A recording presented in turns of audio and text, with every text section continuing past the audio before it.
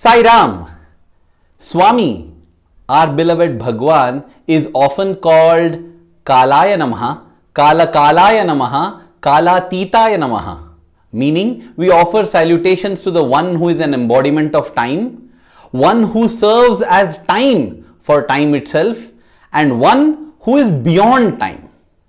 Such a master of time, such a timeless master, his beauty, his grandeur, his grace, his divinity, his love can actually be experienced by freezing time. Yes, I am talking of the technique that we call photography. Through photographs, we are able to freeze those timeless, priceless moments for all of eternity to enjoy. And in this video, I just thought of traveling down memory lane and reliving some of those frozen moments of eternity, which makes a wonderful topic for a satsang where we think of the Lord, where we relive His name and His form.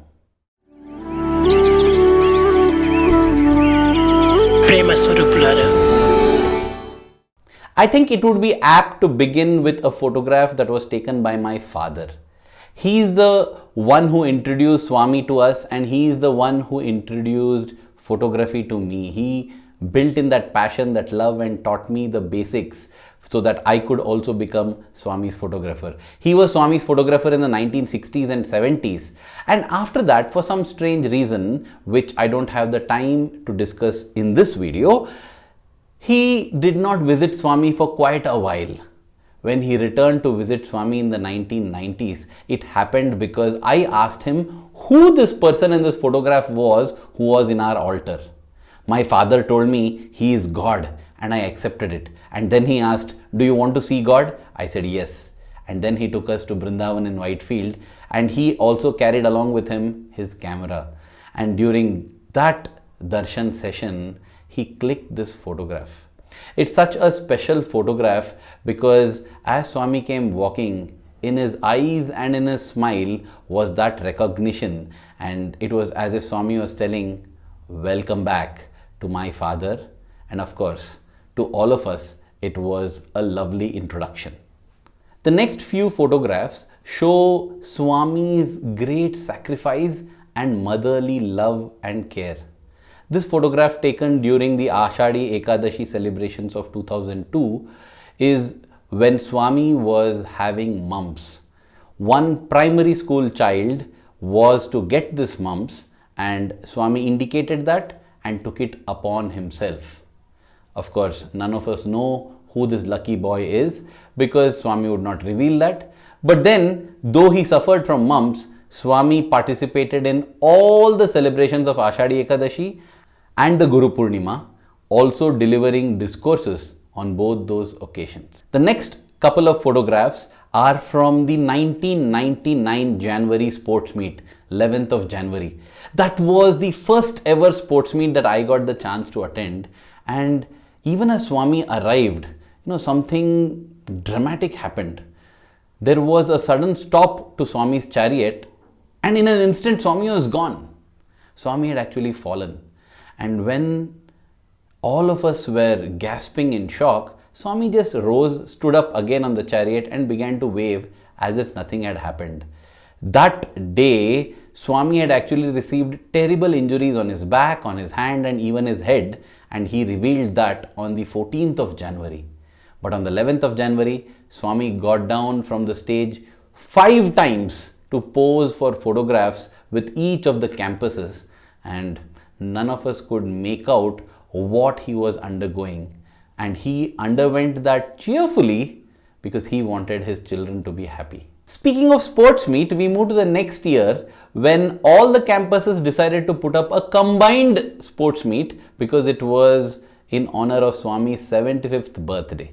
And there was also a teacher sports meet, and there was also practice for the teacher sports meet. Swami had come for one practice session, and there was an event where the teacher would be blindfolded and given a stick in hand, and then the teacher would be rotated and sent into the ground where he had to go and break a mud pot. Professor Anil Kumar was doing this, and Swami's reactions were priceless.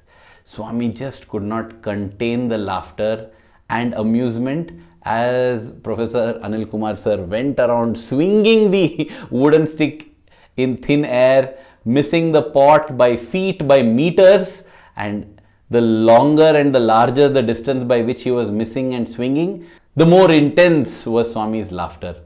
One day after a darshan session, Swami came outside and sat amidst the students and the teachers, and he was just conversing.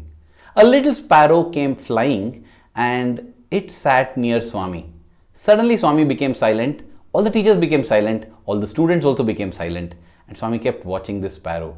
The sparrow hopped closer and closer and closer, came very close to his feet, and then looked up at him. For almost 15-20 seconds, Swami was looking at the sparrow with all love. The sparrow was looking up at Swami apparently with all reverence. A magical moment, and I am grateful to Swami for having got the opportunity to capture it. I always wanted to capture photographs where Swami was giving a single-handed Abhayasta blessing or a double-handed Abhayasta blessing or a direct look into the camera, a smile. But during the early years, Swami would never look at me or the camera. So I devised some ways in order to get these photographs. One was sitting at an angle near the interview room, so that whenever Swami would open the interview room door, invariably he would look at some of the VIPs there, smile and raise his hand in Abhayasta. And snap, I would take a picture and capture that moment. That is how this picture too got captured. Just before the turn of the century, a bishop visited Prashantinilayam, and he would be seated right in the front on a chair. And I noticed that whenever Swami completed his darshan rounds and was walking into the interview room, Swami would look at this bishop and give him a sweet, beautiful smile. Every day, every session, without fail. And that is why I came up with this idea and plan, wherein I sat behind this bishop, behind his chair, and as Swami was completing his darshan and entering the interview room, I got up on my knees, placed my camera lens just a little bit above this bishop's shoulder. He was wearing a black dress and my camera lens was also black, and as Swami smiled at the bishop, I captured this image. It's so magical, so beautiful, and it was as if Swami was looking directly into my camera lens to give me this smile. Swami is the most happy when he is conferring love, grace and blessings. And that is why every time I would like to capture the Abhayasta photographs. This photograph is captured in the balcony, the inner balcony of Trai Brindavan, Swami's residence at Whitefield Ashram in Bangalore. Swami would grant what is called the Trai session to all the students and teachers, and at the end of the Trai session, Swami would walk up the stairs or possibly use the lift to go up and retire into his room. Before that, he would come in the inner balcony and look at all of us gathered down below in the hall singing the Aarti and Jai Bolo Bhagwan Shri Sathya Sai Baba Ji Ki Jai, and then raise his hands in blessing. The next photo is Swami blessing all the people who had assembled in the Sai Kulwant hall for the Paduka Puja. After that, Swami went around the entire hall, almost walking kilometers, showering them with Akshata grains, and by his grace, this photo has got so beautifully captured with a dark background so that you can see the Akshata grains that he's showering, and you can see the joy that is radiating from Swami, the joy that he gets by blessing others. Same is the case and same is the joy in this photograph that was captured at the end of a discourse and Aarti during a Dasara celebration. As we were singing Samasta Loka Sukhino Bhavantu and Jai Bolo, Swami raised his hands beaming with joy. If you look closer, you will see something else unique in this photograph. There is something written on Swami's palm. I felt it was so sweet, so human of Swami to write something on his palm, but then we don't know if it is just human, because as this video link above suggests, there have been occasions when Swami has written things on his palm and created miracles. Do have a look by visiting that link above. Swami is most joyous when he is blessing, and Swami is always giving and giving. Swami would say that his hand is always like this because it gives, and never like this asking. Definitely it is true, and one such glorious moment when Swami was giving, I managed to capture. This was taken in the Sai Ramesh Hall at Brindavan when Swami materialized Vibhuti for a devotee, asked him to stretch out his hand and gave this Vibhuti to him. Again, since the background was so far away, it has got captured so beautifully.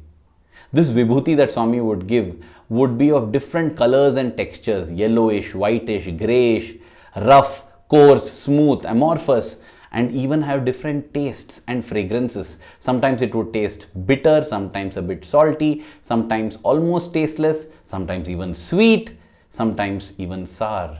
So that is this magical Vibhuti. Paramam pavitram Baba Vibhutim, Paramam vichitram Leela Vibhutim, Paramartham Ishtartha Moksha Pradhanam Baba Vibhutim Idamashrayami. The glory of Vibhuti is phenomenal. And well, if you want to know more about that, I would recommend that you watch this video. This next photograph is of that beautiful occasion when Swami would come through the silver door into the balcony early in the morning on the 25th of December, the Christmas day when Christ was born, and bless all the Westerner devotees who were doing Nagar Sankirtan with Christmas carols and gathering in Sai Kulwant Hall looking up at Swami. It was possibly the only occasion in the whole year when Aarti to Swami would be given with candles. This photograph was taken during the last such balcony darshan, and Swami in white, wow, so magnificent, so beautiful, so grand and so glorious. The next few photographs show the other times when Swami would be most happy, when he is with his children. Yes, with the students, whether it's primary school, Anantpur, Brindavan or Prashantiniliyam, Swami would be so happy. In fact, Swami would say that he spends 75% of his time with the students. This photograph is when Swami is posing for a picture with the tiny tots of the primary school after their sports meet performance. This is Swami during one of the candid and spontaneous conversations that he would have with the students and teachers between the darshan and bhajan sessions. I remember Swami would come walking out of the interview room, stand and begin talking. On many occasions, such talking sessions would go on for half an hour to 45 minutes. So on one occasion, the students and teachers, everyone said, Swami, why don't we put a chair for you here? Please sit and talk, don't stand. Please sit and talk, don't stand. And Swami would reply, no, I like to walk and I like to talk. I am a walkie-talkie. On another note, dear brothers and sisters, I feel we should enjoy every phase, every stage and every aspect of Swami's avatarhood. Otherwise, we will miss out on so many things. These were the years when Swami would stand continuously and speak, and we would keep praying to him, Swami, please sit, please sit, please sit. A few years later came a time when Swami would be always sitting on the chair, and we began to pray to him, Swami, please get up and walk, please get up and walk, please get up and walk. I think it's better instead that we enjoy him when he sits on the chair, we enjoy him when he stands and walks, we enjoy him when he dissolves the presence into the omnipresence. Swami says that when he is with men, he is a man, when with women, he is a woman, when with children, he is a child, and when he is by himself, he is divine. And yet, there would be some occasions when you couldn't just help but notice his divinity. The magnificence, the beauty, the grandeur was such that the jaw would drop in awe, the eyes would just not close at all, not wanting to miss even a moment. The hands would go in prostration automatically, and the heart would scream out, Hey Bhagwan, oh my dear Lord. One such occasion was the birthday celebrations when this picture of Swami in the beautiful white robe on the grand silver throne got captured. His smile having that serene, subtle beauty, Satyam, Shivam, Sundaram. Wow. But then it is not as if the paraphernalia makes him feel grand and godly. Without any paraphernalia, without anything, nothing, just he and himself. And yet there is that feeling of divinity vibrating and permeating every pixel in this photograph. Another occasion, the Paduka Puja, such a thrill for the devotees. A rare occasion when Swami would agree to be adorned. So Swami wearing this golden Padukas, the footwear made of gold, and his feet worshipped with golden leaves, flowers, and Swami is just sitting like, a child wondering what's happening, when will all this end, when can I get up and walk amidst my devotees once again. This photo viewing session, I'll possibly conclude with a few photographs of Sai Shiva. This is such a candid, spontaneous and wonderful picture captured by my dear father. And this was in Chakur, Latur and Chakur, where Swami inaugurated a mandir and Swami consecrated the lingam there, blessed lingam, and the Jadhav brothers who were instrumental in building that mandir. Many years later, they were instrumental in building Swami's mandir at Hadshi, Panduranga Kshetra, near Pune in the state of Maharashtra as well. One of my most unforgettable photographs, of course, is the one as the golden Hiranyagarbha Shiva Linga is emerging from Swami's mouth. There is a long story behind this photograph, and there'll definitely be a separate video on that, possibly during the Shivratri time. But this capture is just humanly impossible. It's a gift of grace from Swami. Swami had said that those who see the lingam emerge right from the point when you can see the golden globule in the mouth till it comes out into Swami's hands, you will have no more births. Your moksha is assured. And following this Lingodbhavam, Swami held the lingam up and above for all to witness, and he walked around, and at that time managed to capture the lingam with his face in the background, smiling. The joy on Swami's face is like that of a joy of a mother who has just delivered a child. And Swami has likened this process of Lingodbhavam to that of childbirth, and Swami is showing the lingam for all of us to witness for times to come. Dear brothers and sisters, it's always a joy to see Swami in these photographs, and a greater joy to know the stories behind these photographs. If you have enjoyed this video, do let me know in the comment section below so that I can prepare second, third, fourth, fifth, 10th part, 80th part, 90th part of such videos wherein we go through some beautiful photos and the stories behind those photos. In case you haven't subscribed to the channel yet, well, on rare occasions I make this request. Let me request you all to subscribe to the channel by clicking on the subscribe button and also hitting the bell icon so that you are notified whenever a new video is uploaded. Thank you, Swami, for this opportunity to capture you in beautiful photographs, and thank you for this opportunity to relive and share those stories with everyone. May our life be a continuous expression of your love. Thank you. Jai Sai Ram.